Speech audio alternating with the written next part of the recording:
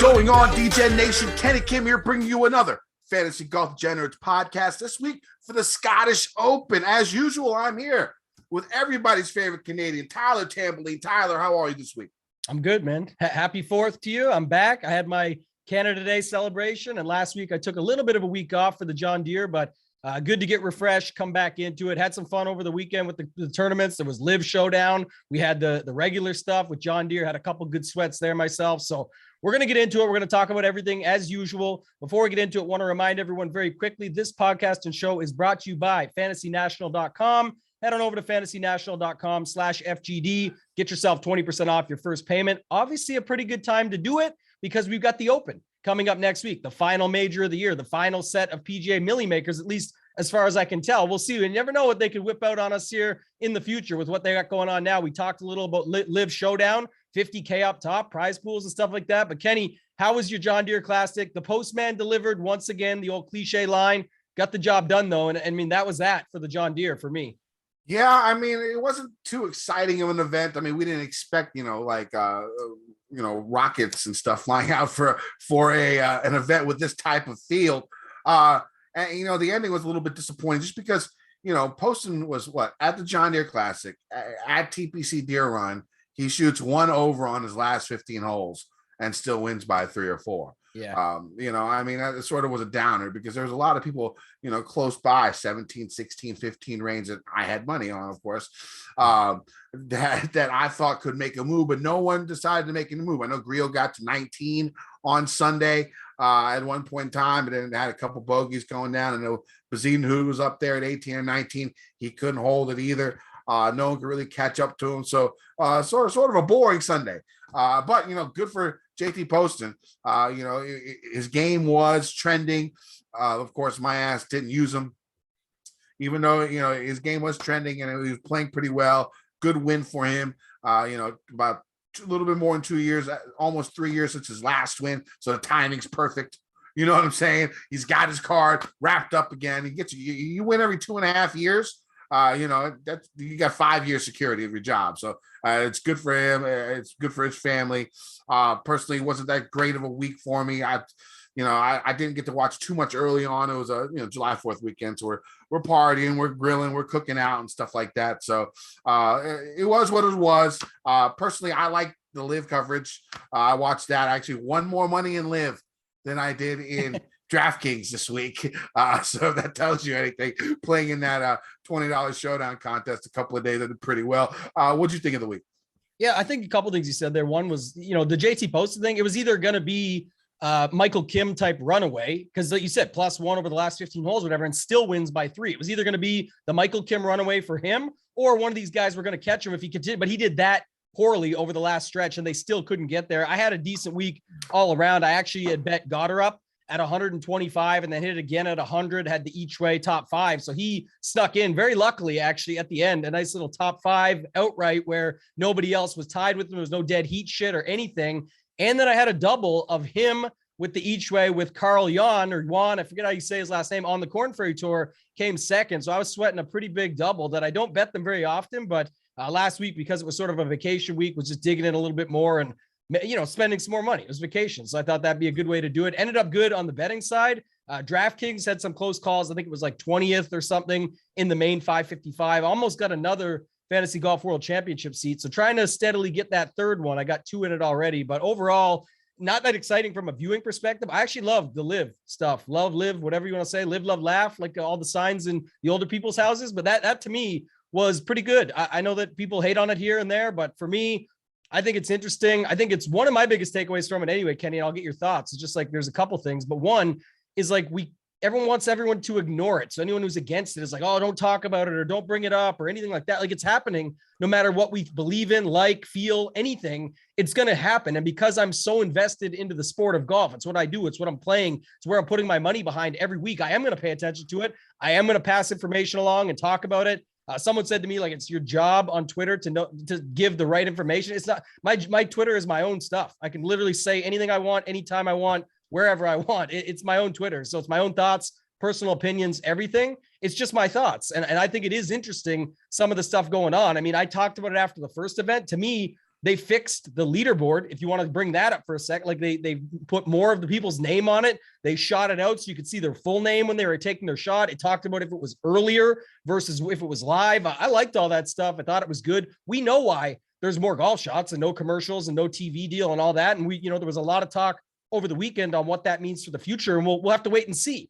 I mean, it's totally different, but people watch like Pimple Popper MD and Real Housewives. Like, I'm sure some of these top name golfers, this is not the USFL versus NFL of like low end talent.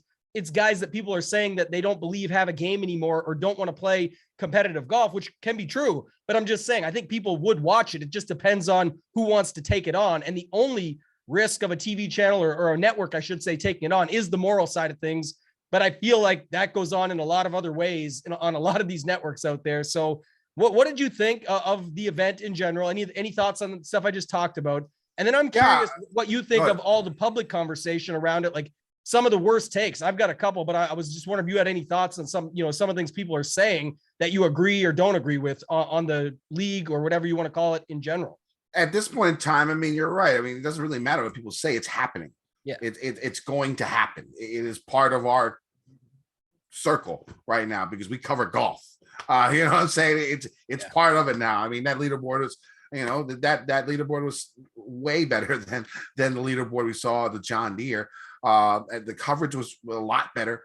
They still moved around a lot, but I like the way they do the little graphics on the left. It made it more coherent, easier to follow. Lots of golf.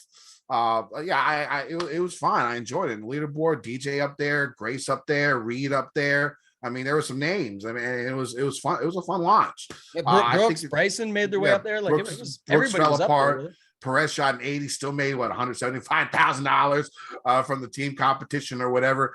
It happened. I think they need to focus a little bit more on that team, do a little bit more when it comes to the outlining of how they show where the teams are, score wise and stuff like that. I think they need to do better at that because I think that could be a good idea of it. I mean, I'm not Taylor Gooch, who's a fucking idiot who should keep his mouth shut. That's probably the worst take that I heard all week was him calling the team competition at LIV maybe similar to the Ryder Cup, even though he has never played the Ryder Cup before. That was just ludicrous. He should probably just shut his mouth and not talk anymore and just go play golf and collect his checks. He likes to talk a lot. He's not helping. He's not helping. Thank you GIF or meme, whatever I don't know what he put up exactly, but the thank you, he saved the PGA Tour or something. I definitely agree with you there. I think that was definitely one of the worst, but I do think it goes in with what they're doing, right? There's a couple talking points, and that's what I was going to say. Like one of my, I'm going to go on the rant because it's the only sort of spot we have to get on and talk about it in Twitter. There's only so many characters and so many people you can respond to. But I think the first one is what you just said. Taylor Gooch saying that.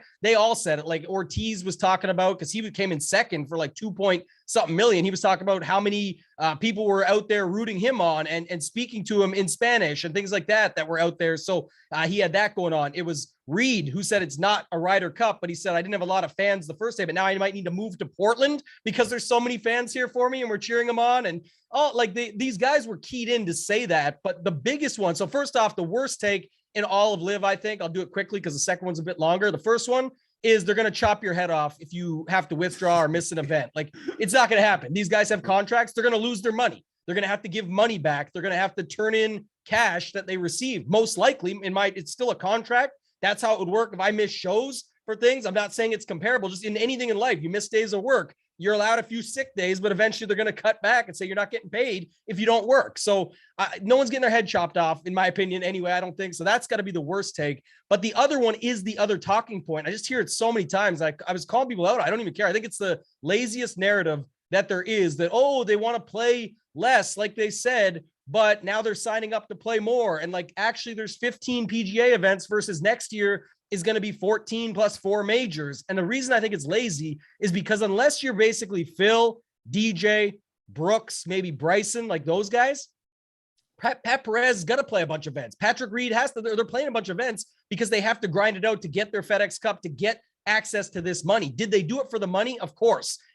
Finally, some people are admitting that. Pat Perez, Bryson kind of came out and said it in a different way, and I'll key on him in a second. But just what I was saying was, first off, it's 3 days versus 4 days. I love Sundays off. I don't get them during NFL season, but that's the time of year that I'm working on Sundays, I would love to have those off and just watch football and not have to work. I'm sure these guys have their own stuff they want to do on Sundays. They won't have to grind as many events like the 30 events to get into the FedEx Cup if they don't want to.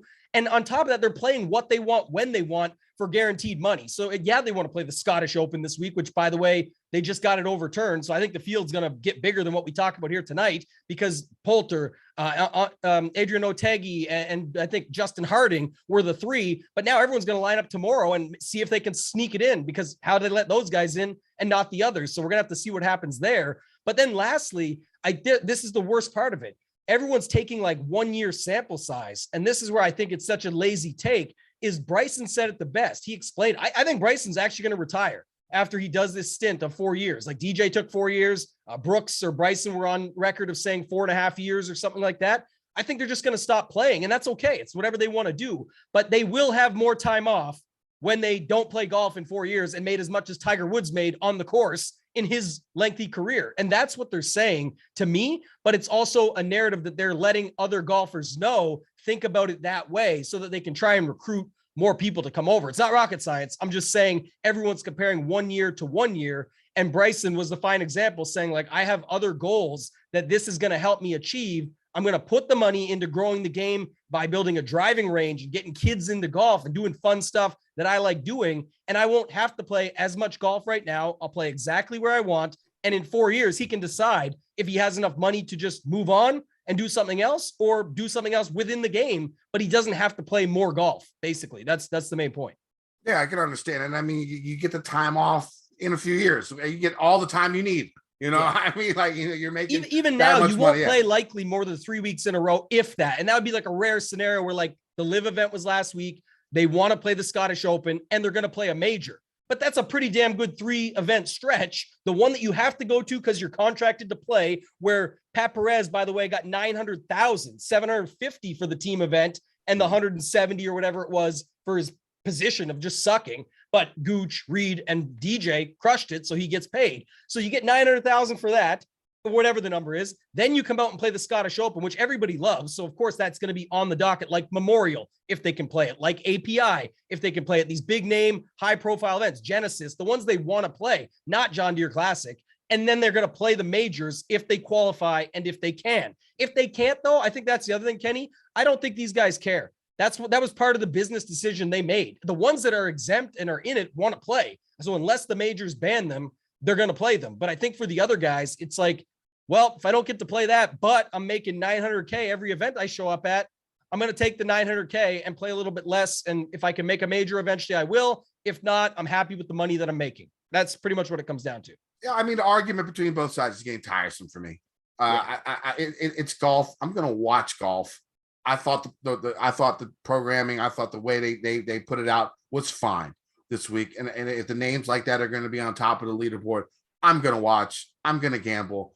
I'm going to play DFS.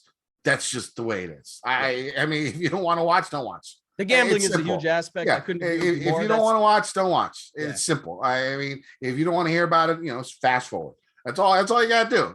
It's simple. I mean, there's correct arguments from both sides of the aisle here.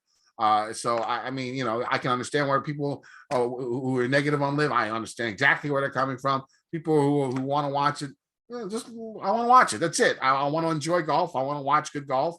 And last week the golf was better on LIV than it was, at least in the top end of the leaderboard, than it was on the PGA Tour. Now, is that going to happen every week? No. Does the PGA have a lot to worry about? Maybe, but I mean, I think they'll be fine too.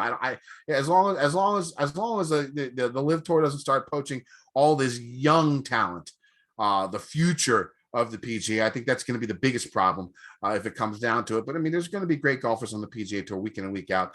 We're going to watch it, and if they build their roster a little bit more, I think they need about 5 or 10 more stars for it to really be viable for LIV. People are going to watch that too. It's just the way it's going to be. I think we're getting to the point where the arguments don't really matter. We just got to deal with it, and you can deal with it however way you want to. Watch or don't watch. Basically, it's simple. That's the way it goes. And I like the way it looked. I like the golfers that played. I'm going to watch. I'm going to gamble on it. This is the way it's going to be. I think that's my thought on LIV now. I'm just grown tired of the argument. People arguing back and forth about it.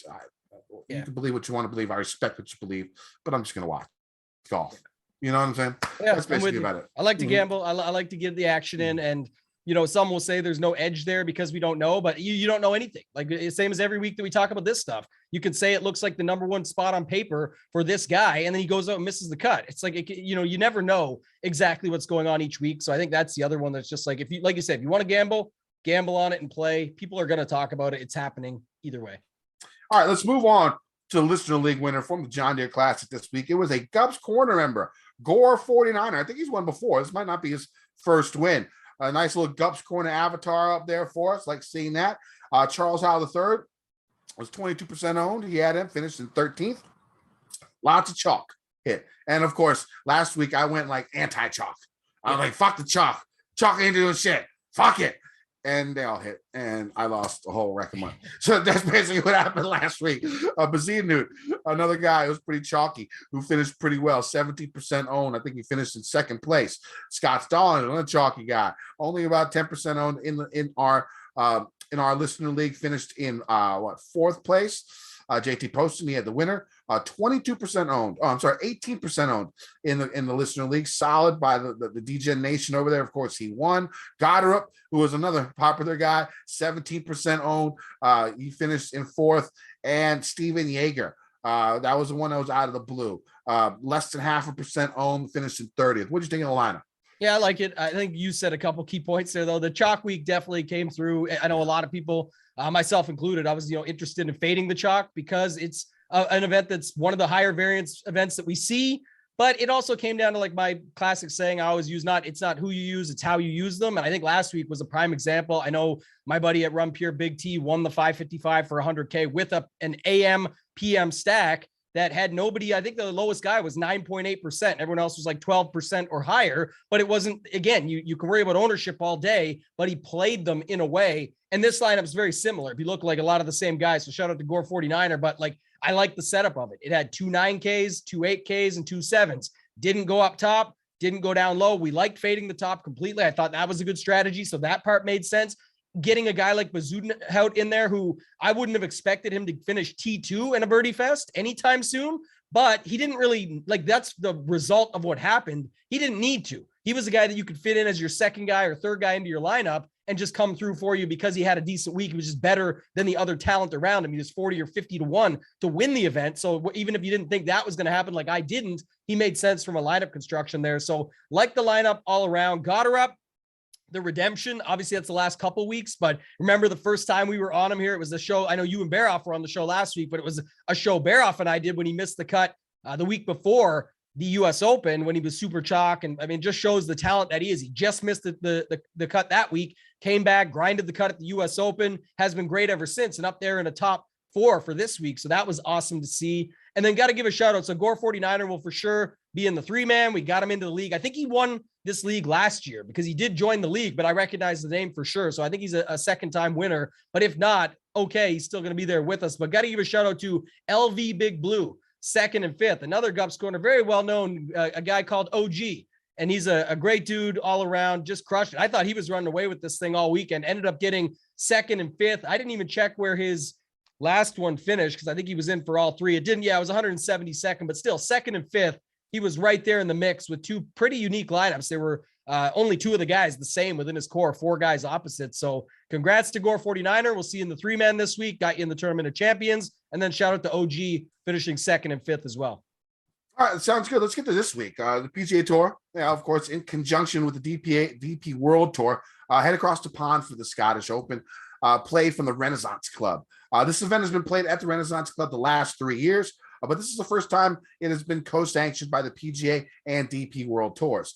In the 3 previous iterations of this event, scoring has been weather dependent. Wiesberger and Minwoo Lee won here in good weather conditions with a score of -22 and -18, respectively. Also, Aaron Rye defeated Fleetwood in a playoff here during windy, cold conditions with a score of -11. As with some links types courses, the weather is the main defense of the course, and it looks like it will defend it pretty well this week. It's Monday, so take it with a grain of salt, but it looks like 30 to 35 mile per hour gusts for the week. It looks like there's even going to be like 40, 45 mile per hour gusts on Wednesday, which should suck any moisture that the course has, leaving it firm, fast, and difficult. When it comes to some comp courses, I know it'll be tough, but for PGA Tour players, you might want to, of course, you're going to look at past Open championships, possibly the RSM Classic, Honda Classic, both seaside courses where wind can play a large factor. For Euros, looking at the past 3 years here, Open Championship, any other event in Great Britain, Ireland, Scotland, for the most part. I know last week's Irish Open is more a Parkland course than a links course. So that's something you keep in mind when you're looking at current form when it comes to links. You should look at those. I know like the Dutch Open is something that someone said that might be similar. If you're looking for a correlation event that contains both PGA and Euro players on a link style course, you can go back to the Saudi International. Played at Royal Greens this past year. Of course, HV3 was the winner of that event. Now, looking at the meat of the club, the Renaissance Club is a 7,300-yard link style par 71, 9 par 4s, 5 par 3s, 4 par 5s. A little bit different there. The 4 par 5s, the drivable par 4 fifth, and the 2 short par 3s are the easy 7 holes on the course, all playing under par these past 3 years. Golfers need to take advantage of these 3 holes throughout the week to be in contention. Now, this is not a true links course, as only 4 holes play alongside the ocean, but it has all the other components of a link style golf. Off the tee, golfers are going to see average to above average size rolling fairways with a fair amount of undulation and mounds.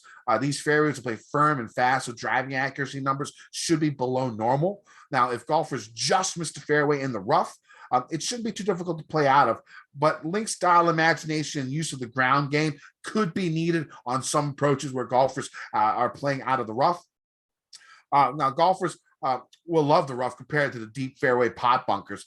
Get too close to the edge, get in those bunkers, get close to the edge of those. I mean, even if you get in the back, sometimes it's going to be so hard to get it up quick enough that a lot of those drives that are hit in pot bunkers around the fairway, they're going to have to chip out sideways. Now, unlike true links courses, there are a few trees to deal with if golfers miss wildly off the tee, and wild drives can also find some high fescue in some areas. Now, on approaches, golfers will see large, massively undulating slow greens. I'd expect them to be very firm with the wind and weather forecast leading up. Pot bunkers surround these upside-down, bowl-shaped greens. There are large runoff areas, which will see a lot of play, especially if the wind forecast stays true. These elevated greens will be difficult to get it up and down and up and down. So short game prowess definitely going to be needed this week. The grass on the greens is fescue, with a Stimpmeter rating of around 10.5 or lower. I'd expect with the winds in the forecast. Once again, tricky pot bunkers come into play around the greens. If the weather holds, I expect a lot of par putts from 5 to 10 feet this week. What are you looking for in golfers, Tambo? I think the weather you talked about is going to be one of the bigger factors for sure. Interestingly enough, when we get to the tiers and we'll talk about it, but none of these guys at the top played besides Matthew Fitzpatrick in 2020, which is the year Rye won, that it was the 11 under with the winds affecting it and all of that. So I don't know. That's interesting because earlier forecasts, as I was looking last night and today, first thing this morning, it actually seemed like it maybe wasn't going to be that crazy. And now already that's how quickly it can switch, where it may be the case that's it. So definitely going to keep an eye on that. You mentioned short game, shorter putts, 5 to 10 feet, things like that. If the wind picks up, that's going to be key. If not, I've looked at stuff from last year, especially, going back the 2 scoring years, the par 5 scoring was just critical.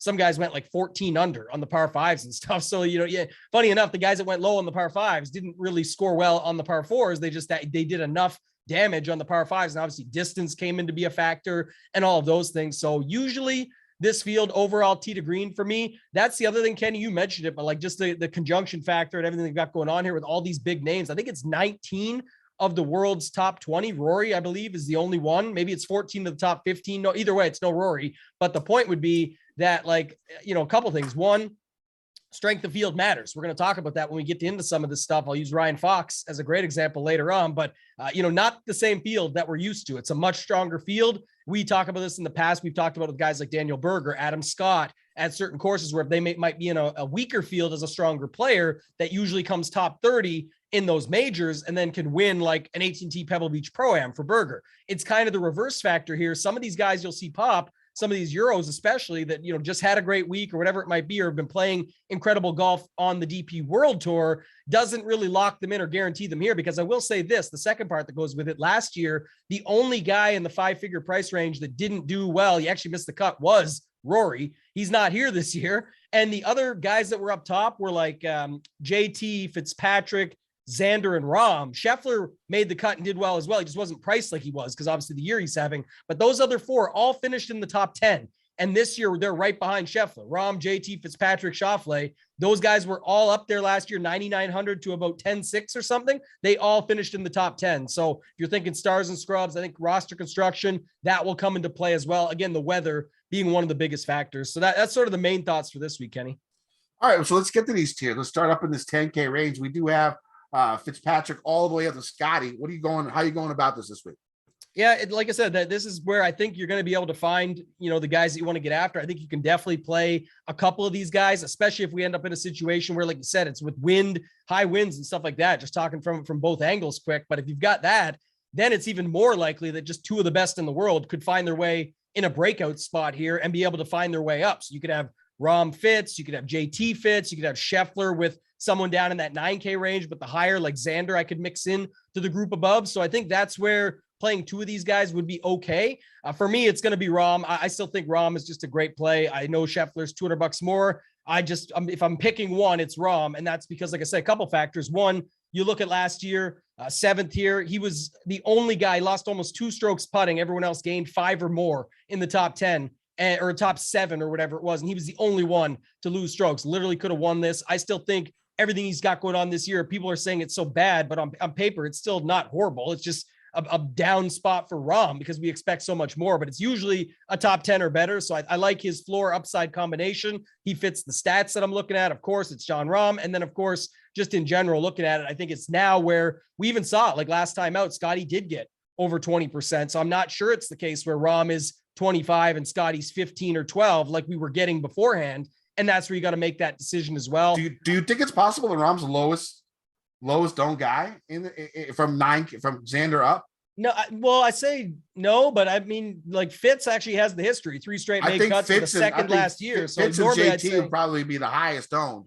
Yeah, in the 10K range. It's still probably Scheffler just because it's going to be, everyone, especially in the higher stakes, people play Rahm anyway. But Scheffler, if he's getting 18 to 20, that might be the lowest because I know JT. At least I would expect up front with 8th and 9th in the 2 years that he played it here. And then on top of just how his game's been and everything about him and his price savings and all of that usually makes him popular. Fitz, like you said, though, is probably popular now too. Not only was he 2nd here last year, but at the same time, people are okay with paying that price now, I guess. So it feels like, you nailed it with the ownership there. I'm going to play Rahm no matter what. After that right now, probably Fitz if he's less popular than JT, but I'm definitely going to let ownership help with some of those decisions come Wednesday evening. But for right now, I think Rahm is the only guy I really care about up top here out of the gates.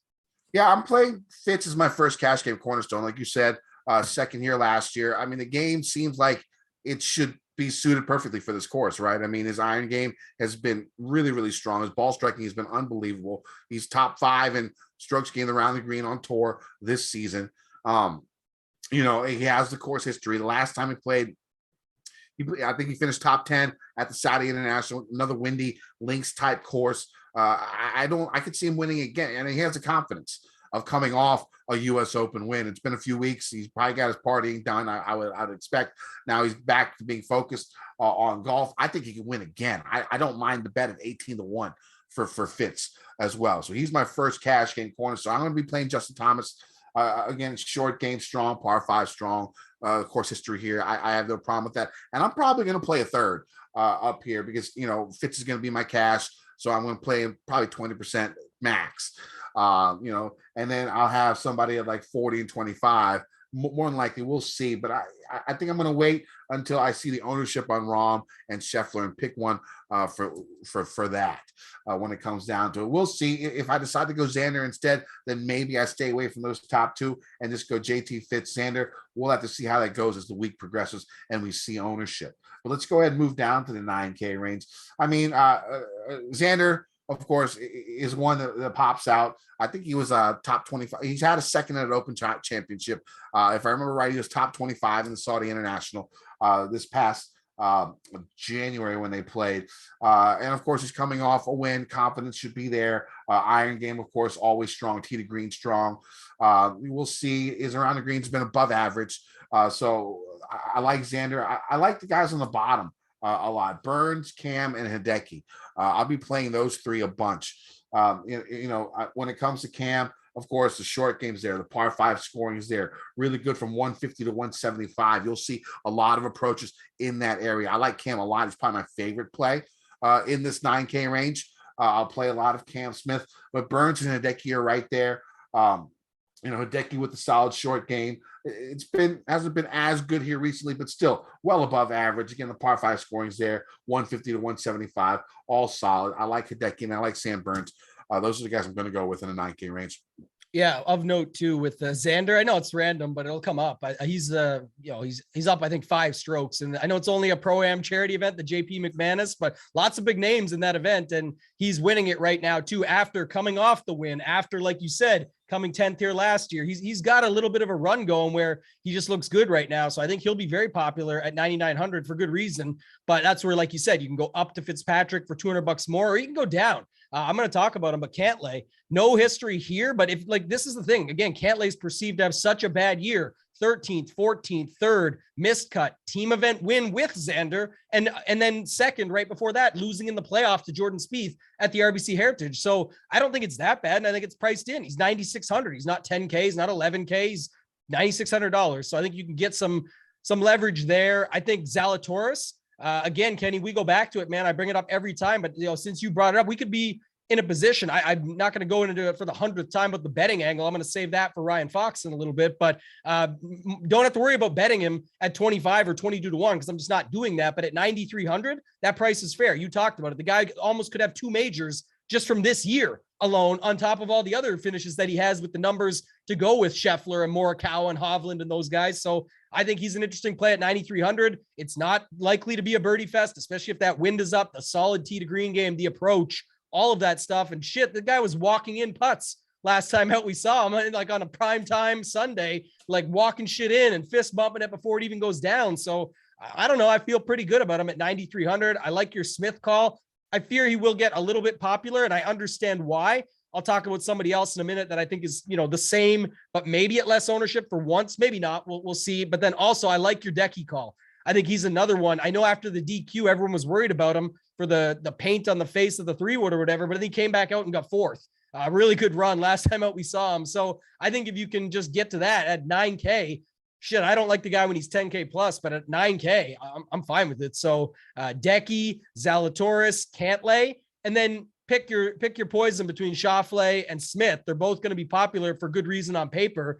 You don't have to fade all the chalk. So, I mean, this is where you would find the potential good chalk, if you will, usually in this upper 9K range or up into the 5-figure range. But for me, those other 3, I definitely like for tournaments.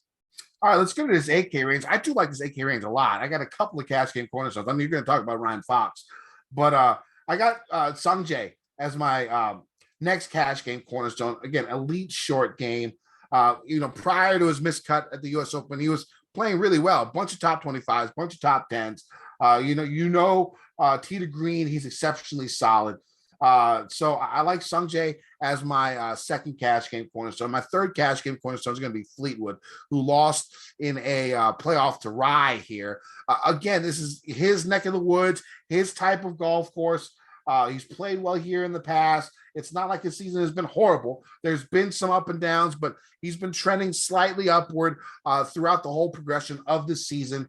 So I like Tommy as my third cash game cornerstone, but there's plenty of GPP plays in this range here. I think Spieth, very interesting at $8,900. Seems like you're getting value from a guy who's, striking the ball exceptionally well this year with a solid short game and stuff they're going to need at this course. Neiman, another guy that has that low wind piercing ball flight. If the wind does get up there a bunch, he can cut through that wind, play well. Like he had a top 10 at the at Royal the Saudi International Tournament that was played here earlier. That was played earlier this year, which is another link style course similar to the one that we're going to see this week. Billy Horschel, another one who he's comfortable playing in the European Tour.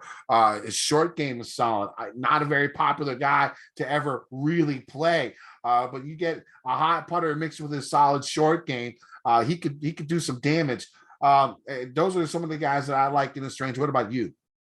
Yeah, a few things. Right out of the gate, like the bottom of that range, I think you talked about, but like, so you've got Fleetwood, Connors, Cam Young, Homa, and then Bradley at 7,900 in the next range was having a great season. So I think that's where a lot of the ownership gets tied up. I do wonder, not everyone can be owned. So I'm just talking like from a roster construction perspective, but when you go up into this upper 8K range, this guy I was going to talk about first was Jordan Spieth, because Cam Smith is better on paper, better year, better everything, but it's kind of the same setup, and it's exactly what we want for Spieth. You can get away with it off the driving accuracy hasn't been a thing here. You don't need that. He's long enough. He has that creative short game. He can make birdies if there are birdies to be had out there. Like, he's just the guy that finds his way through it, and he's won an Open before. Like, he's got the ability. So at 8,900, that just seems cheap. I don't know how that will fare with the general public as we get out there. First look, obviously, but just in general, that was my first thoughts. And then if people are going to flock to the bottom of this range or middle of it, I'll get to in a second, then it seems like him and Hovland would be guys that are a little bit wide open. I like your Im call. I like your Neiman call. So I like those guys at the top more than I like the guys at the bottom. What I was going to say about Fox, and I brought this up, it's funny enough, it's against Will Zalatoris. I just saw people rushing to bet him at 50-1 today. And I think that's ludicrous because of the strength of field. We talked about this. So if funny enough, it comps well with Will Zalatoris. Will Zalatoris, here's his right results: second, fifth, second, fourth, sixth, fifth, with 2 missed cuts. Ryan Fox, second, third, second, eighth, ninth, with a missed cut and a 54th. Aren't they the same? No, it's completely fucking different. Here's why. One guy's doing it in majors and top end events with 600 strength of field, while the other guy's doing it in the field strength of 60 to 90, which is like John Deere Classic or Live event type strength of field. So it's like, you want to talk shit about that stuff. It's like, then how is he automatic? And I'm actually disappointed that they made him like 8,500, because I think that will keep his ownership down. And I would have preferred it to be higher, but I will say this, just the second point to it is I would never bet him at 50-1. I just think that's horrible. I don't think he's going to win. I think the field is way too strong. I think like a top 20 would be better if you want to do that. But the one thing, just to go against my previous thought, and just again, it's a first look throwing it out there, is if you saw him come in at like 5 to 10% or something low because of his price tag, maybe then that's where you would want to get involved. Because if everyone's thinking like I am originally, I could see him making the cut and doing it. I'm just saying, don't be surprised if he makes the cut and comes in 48th, and you just can't fall back on. But the guy came second a bunch of times coming in.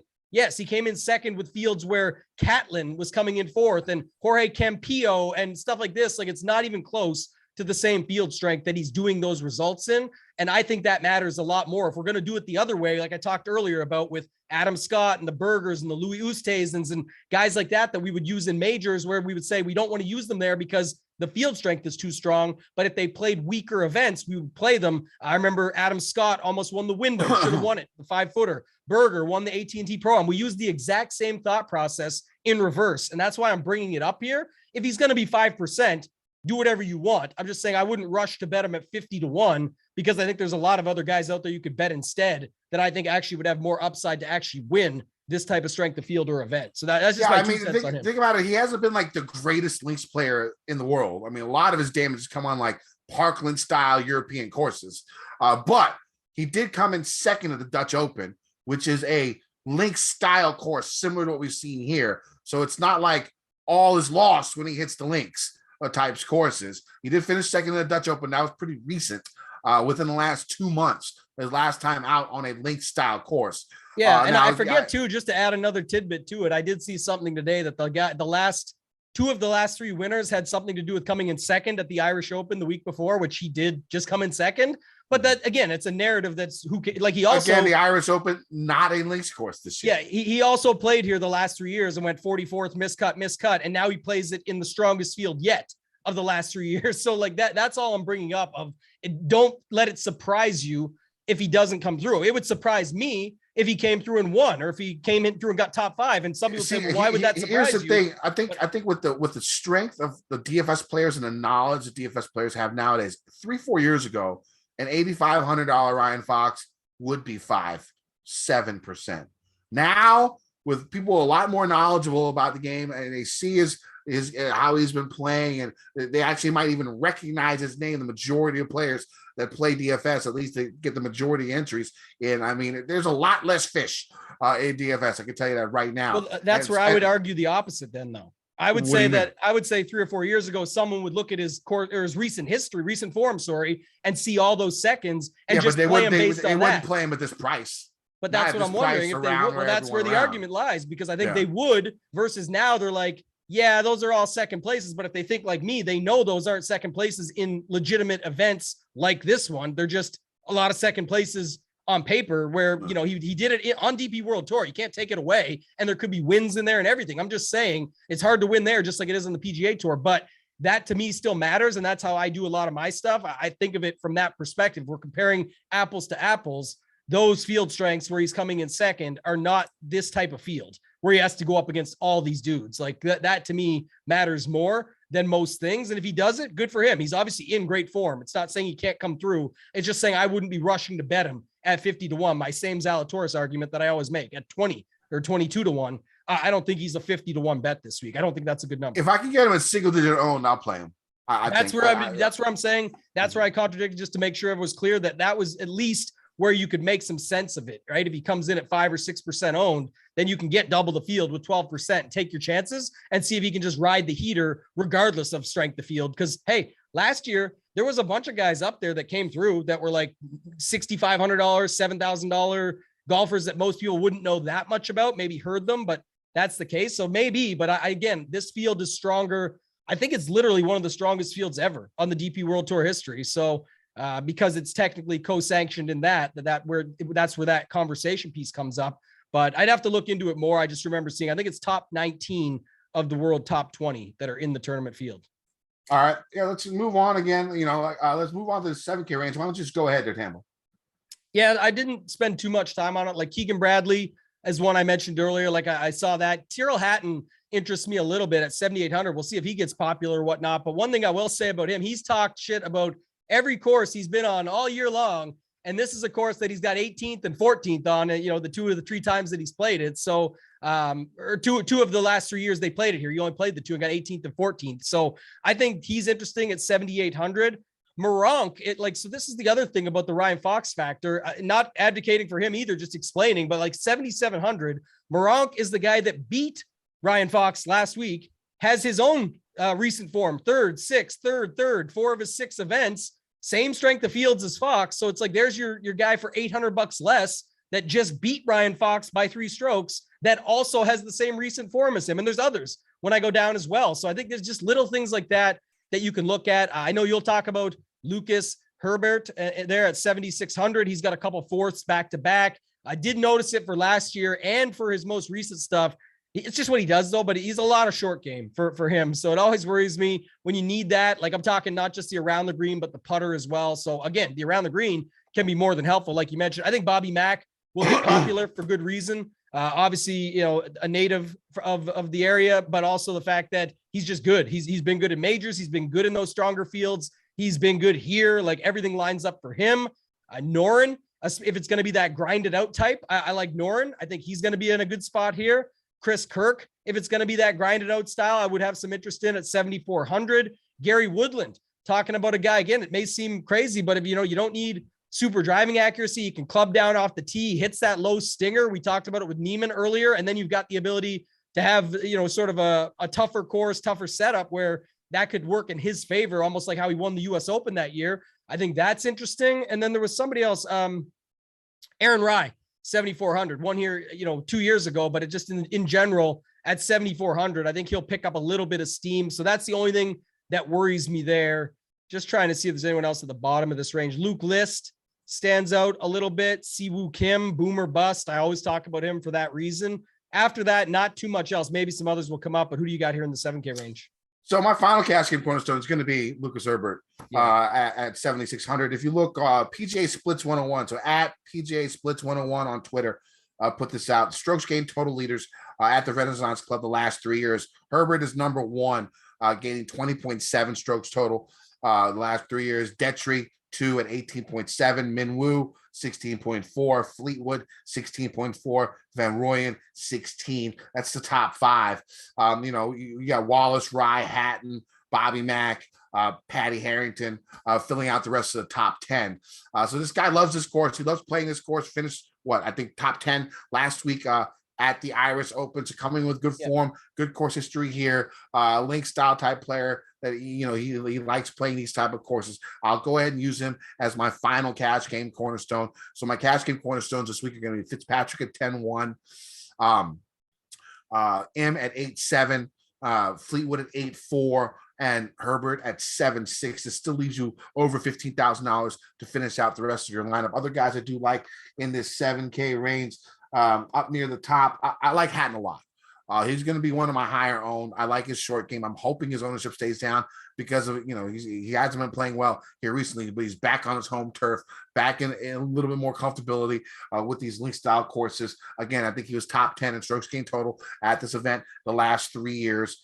His short game is solid. I'm hoping people don't use him that often, but we'll see. People are a lot smarter nowadays. He'll probably still garner ownership, but I don't think he's going to be more than 12 to 15%. So I like Hatton a lot.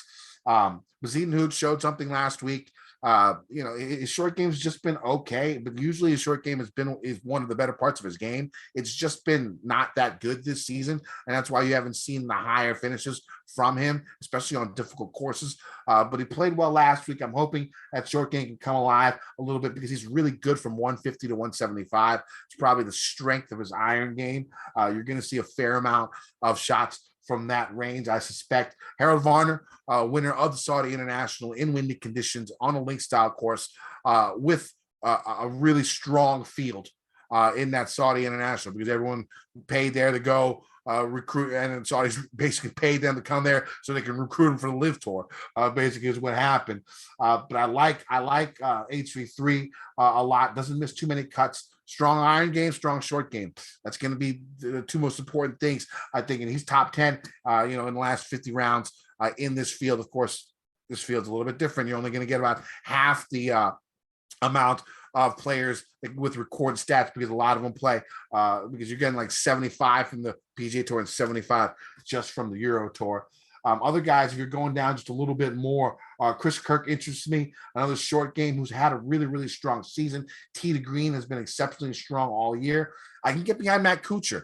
The old guys on link style courses across the pond, I think they can compete more than these bomb heavy type courses you see on the PGA Tour. Now, I think length will still help this week. We've seen it correlate sort of within a top 20. A lot of the top 20 finishers in this event the last 3 years have been longer players, but you can get by with being short as long as you're good from certain ranges and good around the green. And I think, a lot of it, you're going to get a lot of roll. So they're going to hit it a little bit farther than they normally do anyways, either shorter guys. So I can go with a little bit of Kuchar. I can go with Minwoo, who's been playing fairly well, top 30 at his last major played. Again, a former winner here.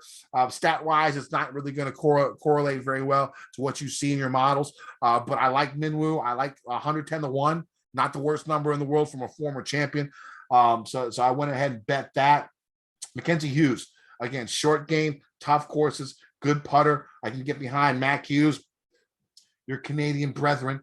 And then you got the course history guys like Van Rooyen, Detry, and English, all right there in that low 7,000 range, all in the top 10 in strokes gained total at this course the last 3 years. Let's go ahead and move on to the 6K range. Tambo, go ahead. I'm just going to add a couple more because you hit me on them. I like the Varner call. I like the Bez call. I was going to add two more. You said Minwoo and then EVR. I was going to mention that. So EVR, we might get the benefit of this. Again, what's our same three things we always say about EVR? Is he cheap? Check. 7,100. Is it a strong field? Big name event type thing? Yes, he's still there. And then what's he like coming in? And right now it's not great, but the benefit is he actually did well here the year it was tougher. So I think if that's the case, even better. So I might get him at a little bit lower ownership too. So I like the EVR call. And then lastly, Jordan Smith. This I had to bring it up because Baroff loves this guy. We always talk about him. But anyway, he has some of his own little recent form coming in. It's like Ryan Fox Jr., 8th, 10th, 24th, 18th, all the good approach stats, everything like that coming in as well, if you look. So at 7,300, not going to go crazy with it, but I just think it's another guy that you could consider there. Let's go on, though. Let's look. $6,900 Ricky Fowler. Kenny, he's second right now behind Xander in the JP McManus, the Pro-Am charity event there. Any love for Ricky Fowler at 6,900? That cheap with his short game still being decent, maybe. We said all this is what we've said. We'll wait till he's everyone in the world that talks shit said, including me, we'll wait till he's under 7K. Well, here he is, 6,900. They're tempting your ass, and man, he's got to find something. Like he has to, right? He's finding it. He's having a great round today. I know it doesn't mean much in what the event is, but still 6,900. You got to at least think about it. I think. I guess Perez will be popular down here. I kind of like Neesmith. Fairways, greens, does his thing. I think he's shown a little more upside this year than most people will see and think. So I like him. Audrey Arnaus is another guy that, again, he actually wins. Won over recently on the DP World Tour, actually like about a month and a half ago or so. And he's looking pretty good on paper here at 6,700. I think he could be someone you go with. Couple others. Lahiri, another guy, again, almost like Neesmith, where it's just the type of season he's having that people will never put him on a pedestal, nor should they, but that's why they're priced at this price, but they've been having a better year than you probably think. So I think that's interesting down here. Who else? I had a couple more. Danny Willett. Anytime it's, a field strength like this, and then the fact that it could play a little bit harder and all of that, I think he's interesting. Wyndham Clark. I would like him more if it's the winds go down a bit, but he is a bomber, right? He can get it out there, do his thing, sink. You talked about old guys and link style courses like Kuchar. There's a discount version in sink, and he's actually long off the tee, long enough at least. And then the guy I think that will get popular, but maybe for good reason, Callum Tarrant has been playing some good golf. He's down here at 6,300. I don't know, like it's just if you make a cut, I don't think he's going to give you the full upside like we saw last week. Again, much stronger field, but he's priced that way for a reason, and he is down there. So 6,300, I'd have a little bit of interest in him as well. Yeah, a lot of the same for me. I like Perez. I like Arnaus. Ryan Palmer has actually played pretty well here. In the past, he's gained a bunch of strokes total at this event the last 3 years, and he's used to playing in those Texas winds. I don't hate that play at his price at $6,800. Steven Yeager right behind him, again, another guy who knows his way around the European Tour on these European courses with a good short game. Arnaus, of course, I'm in. Patty Harrington's interesting with 185 mile per hour ball speed. Now pounding it like Bryson out there, just punishing balls. Again, another guy in the top 12 in strokes gained total in the last 3 times this course, in the last 3 times this event has been played. He's just coming off a major win on the senior tour. I don't mind him at that price, throwing a little bit of a flyer on the old man, Danny Willett. I can get behind Danny at that price. And then once you get to the 6,500 and less range, you're struggling just a little bit. I know Jack Sr. played well at the Irish Open last year. He's a name that sometimes you can get behind at these link style courses. And of course, Callum Tarrant down there at 6,300. I think those are 2 choices you can get down in the cheaper range. Anybody else we miss?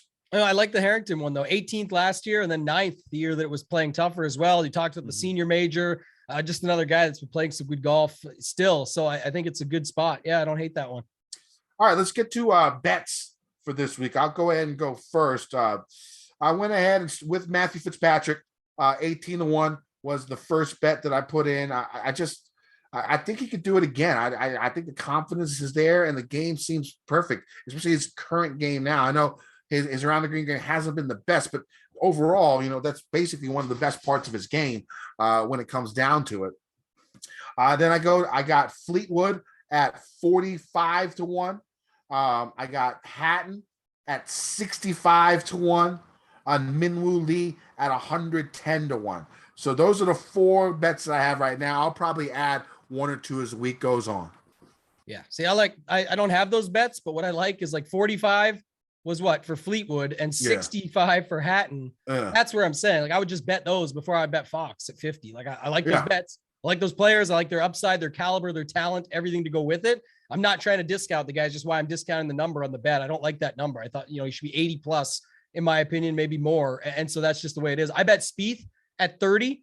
I think that number is big for Spieth. Like we said, we know what he can do. He's still having a great year. He's been striking it better. And so if we can find sort of all that combination coming together, he knows what's required to win here. And so if he can go put it all together for this time, I think it could be like the Cameron Smith type situation at the Players, except it's Spieth here. So 30, I like that. 2 guys at 80, Aaron Rai to do it again. I just like his talents. I think, again, this is a better setup for him. And then Bobby Mack, same number, 80. I just love that at 80. Like, again, I think it's a big event. We keep saying like he'll win a big boy event. He doesn't, but at least the number is 80. So I'll take it. And I think he's shown up in enough strong fields of majors and all these factors where he's been right in the top 20, top 15, could come out at an event like this, get the job done. So I like Bobby Mack at 80, Luke List, 125, Victor Perez, 175, and then Arnaus, 200. And those are all with the top 5 each way. Or top 8, sorry, actually this week. So top 8 each way on Rye, McIntyre, List, Perez, and Arnaus.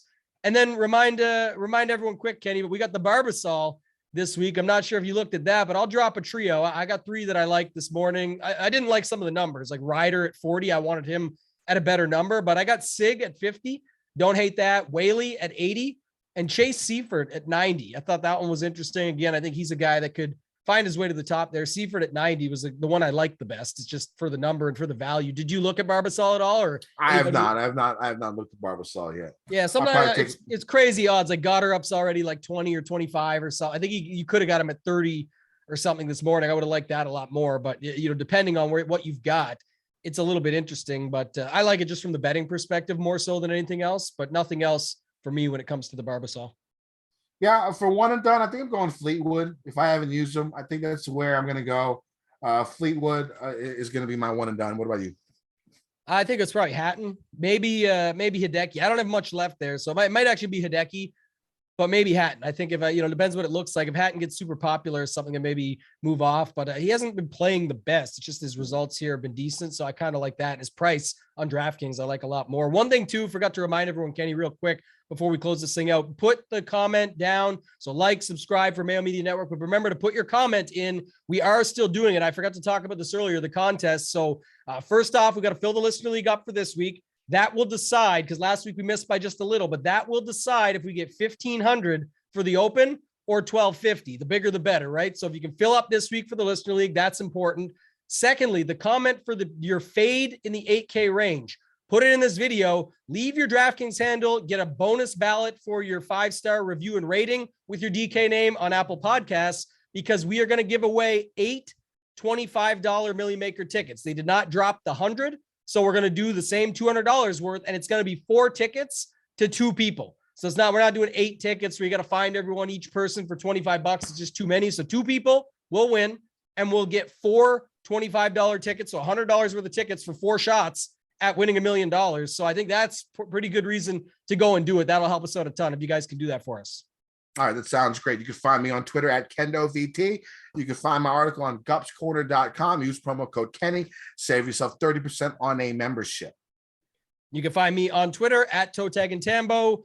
We'll have the tidbits out every Wednesday. As always, if you guys don't follow me there, do so. I'm giving away more Millie Maker tickets as well. Every 100 retweets is going to be $100 worth of tickets. So go after it this week when you see it come out on Wednesday morning. Just retweet that thread, the main one. It gets the information out to more people, as many people as possible that can see it. The better for everybody. Gets you in the draw for more tickets. And then anything else, you can find me at runpuresports.com. Head on over there. Use promo code DEGEN50, DEGEN50. Gets you 50% off your first month. All sports, one price. Always a lot going on there. And then, of course, with the Open coming up next week, now is just the perfect time to round it out for golf and then all the other sports that are ongoing. Yeah, we got a couple of great fields across the pond coming up on nice, beautiful link-style courses. The home of golf should be a fun watch. Early morning golf. You got to love it. Let's win some motherfucking money. DGen Nation. I've been getting dirty money, Jordan Belfort. Stacking penny stocks while I'm flipping these birds. Sipping on Ciroc, trip 'em up with the words. I done popped the molly and I think it's be my third.